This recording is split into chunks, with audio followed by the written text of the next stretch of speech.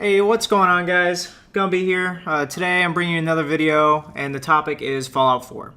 So Fallout 4 is the latest Fallout game created by Bethesda. It's the fourth one in the series, obviously. That's why they called it Fallout 4. Big surprise. Some people would say that it's further than that because games like New Vegas from the Fallout 3 stage, but I just classify it as the fourth one because it's the first game in the last 5 years that has come out since.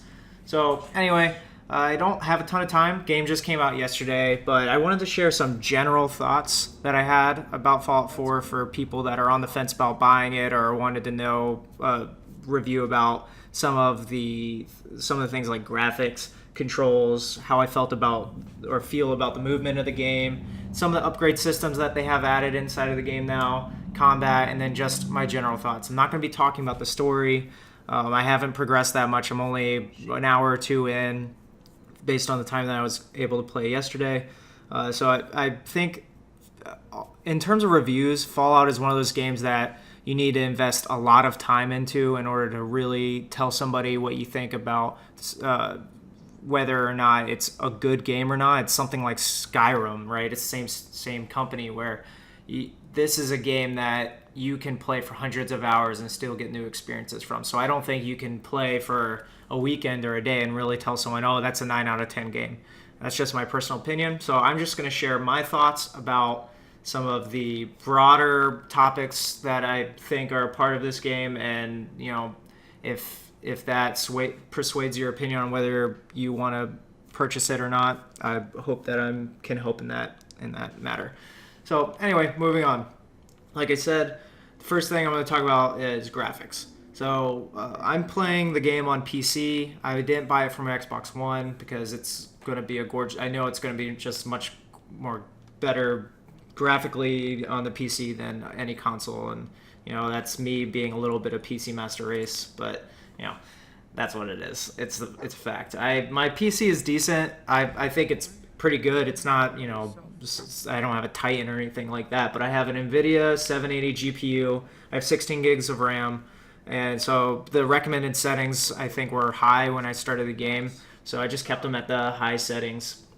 I think so far, like I said, I'm not far in, but the graphics are especially if you're talking about the scenery at the beginning of the game before the actual Fallout portion.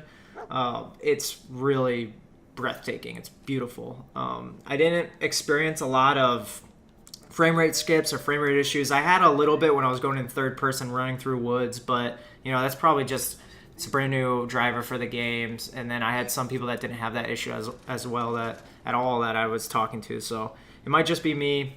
Might be something that a quick hot fix will fix for my current setup. But so far, I don't have any complaints about the graphics. The character models look great.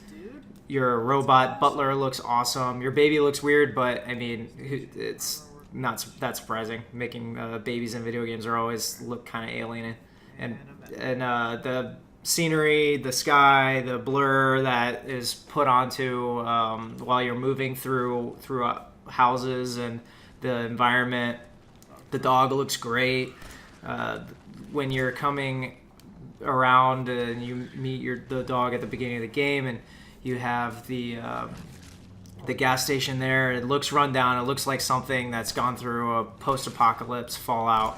And really, I haven't found any complaints with the graphics thus far.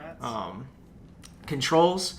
So moving around through the controls interacting with the keyboard and the mouse. Like I said, I'm not using a controller, so I haven't tried playing the game with a controller yet, but the controls are generally similar to most other PC games. They're really easy to use. One thing that keeps tripping me up, though, is and this is my problem, not the game's, in my head, I keep thinking the Pip-Boy and the pause menu are the same.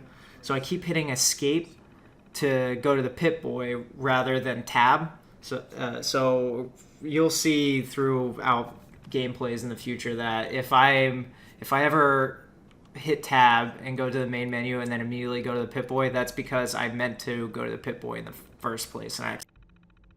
But that's my issue. And it's something that I'll just get used to as we move on. The dialogue system for the controls portion is interesting.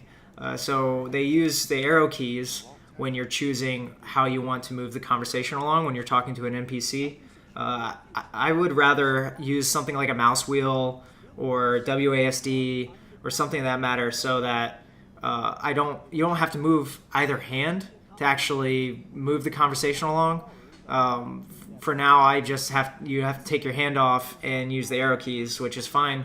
But it would be smoother if I could just move my mouse and click one, or use WASD where my hand is already there for the movement. But other than that, controls are pretty simple. V is for view, so you can switch from third person to first person on the keyboard, but you can also use the mouse scroll wheel, so that's nice. Not a whole lot to say about that. If you've played a PC game, especially if you played a PC first person shooter, you're going to be getting the same experience. I'm going to test it with a controller in the future, so I can make another video about that if you're interested. Movement. So I think the movement in the game so far is fairly fluid.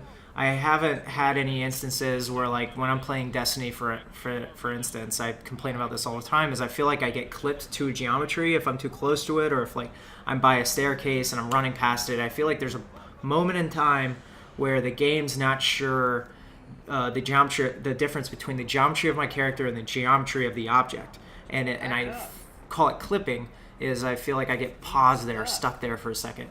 And I haven't personally felt that yet with Fallout 4. So I like that a lot. And another good thing that I really like is when I'm sprinting in the game, I actually feel like I'm going fast. So I don't feel like I'm running in mud. I don't feel slow. I feel like I'm actually sprinting, and I'm using my agility points for a purpose, and that's actually to get from point A to point B at a quicker movement speed than if I was just walking regularly. So I really like that. Not much more else to say about movement at this moment.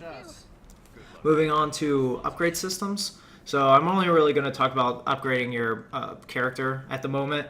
I haven't really gotten into upgrading my weapons or doing any house or neighborhood upgrades or upgrading any of your armor or anything like that. I haven't gotten there yet. But your upgrade system through your Pip-Boy is really cool.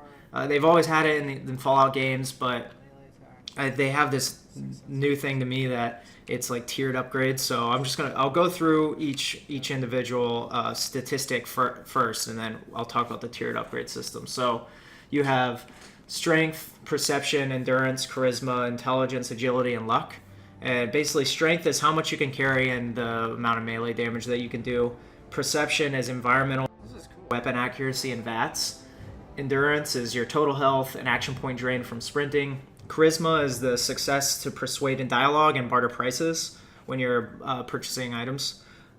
Intelligence it affects the number of XP earned, so that's kind of nice. Agility is the number of action points in VATS and the ability to sneak, and then luck is the recharge rate of critical hits, essentially.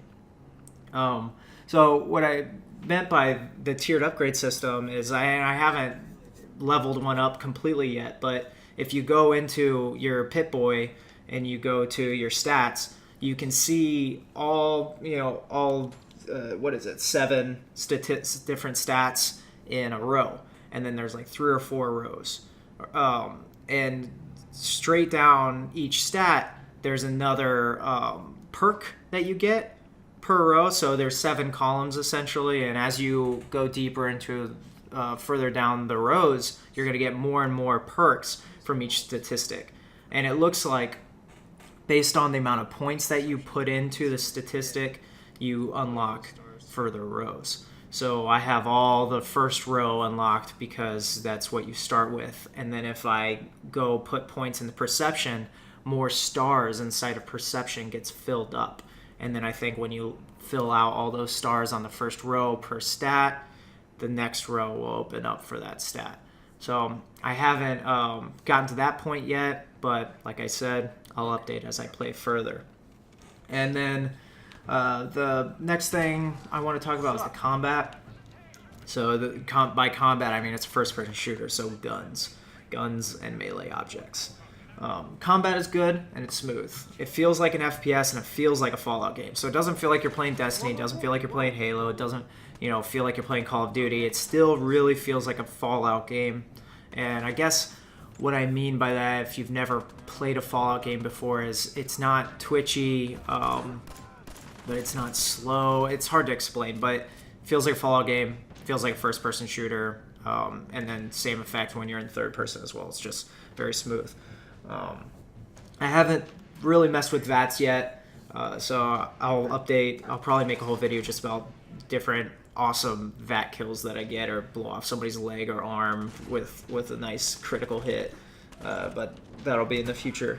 The enemies, as I'm playing, they seem semi-intelligent so far. I've only fought a few raiders at the but they seem to be hiding behind objects when they see me. They seem to be hiding behind objects when they see me. They seem to. I actually have been hit a lot of the times by the NPCs before I actually see them. So that's pretty interesting, because normally, you see an NPC and you can take them out before they even realize you're there in games like Call of Duty.